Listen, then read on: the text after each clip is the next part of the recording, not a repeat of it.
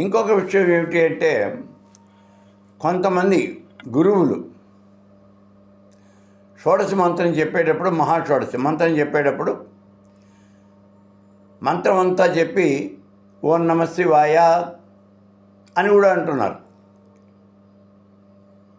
అంటే ఏమిటి ఇక్కడ? ఈశ్వరుడు యొక్క మంత్రం మనం విడిగా కూడా చెప్పాలి, అక్కడ లేదు అందులోనూ, అందుకని దాన్ని కూడా చెప్పాలి అనేది వాళ్ళ యొక్క అభిప్రాయం. అందుకని మనం ఏం చెప్తున్నాము అంటే,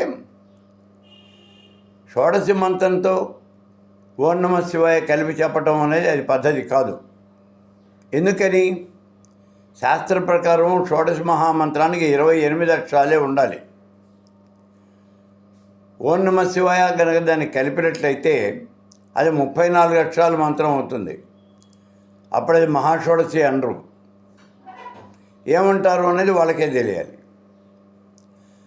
అలాగే ఈ మంత్రానికి ముందు ఓంకారం పెడతామండి. ఓంకారం పెట్టకూడదు. మీరు ఓంకారం పెడితే అది 29 అక్షరాల మంత్రం అవుతుంది. మహాషోడశి అనేది 28 అక్షరాల మంత్రం అంతే. దానికి మీరు ముందు కానీ వెనక కానీ ఒక అక్షరాన్ని కలపటం, ఒక అక్షరాన్ని తీసేయటం, ఇలాంటి పనులను చేయకూడదు. మహాషోడశ మంత్రంలో శక్తి ప్రణవాలు ఉంటాయి. అంటే ఆ శక్తి ప్రణవాలు అలా ఉండాలి. అవి అనులోమ విలోమంగా ఉంటాయి. అలాగే ఉండాలి.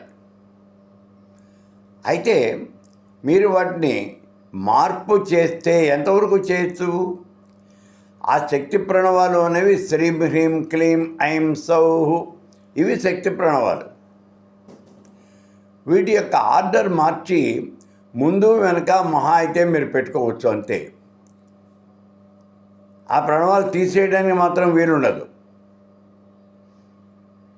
శ్రీం హ్రీం క్లీం అన్న చోట ఐం హ్రీం క్లీం అని పెట్టుకోండి, లేదా ఐం క్లీం సౌ అని పెట్టుకోండి. అలాంటి మార్పు ఏదైనా చేయవచ్చు, కానీ అంతకన్నా మీరేం చేయడానికి లేదు. ఆ బీజాక్షరాలు తీసేస్తామండి, కొత్త బీజాక్షరాలు పెడతామండి, పెట్టుకోండి, అభ్యంతరం లేదు. ఎప్పుడైతే మీరు కొత్త బీజాక్షరాలు పెట్టుకున్నారో అప్పుడు అది మహాషోడశి కాదు, అది కూడా కొత్త మంత్రమే అవుతుంది. ఈ మాట గుర్తించండి, కొత్త మంత్రం అవుతుంది. అంతేగాని కొత్త కొత్త అక్షరాలు చెప్పి చేర్పించి అది మహాషోడశి అని అంటానికి వీలుండదు.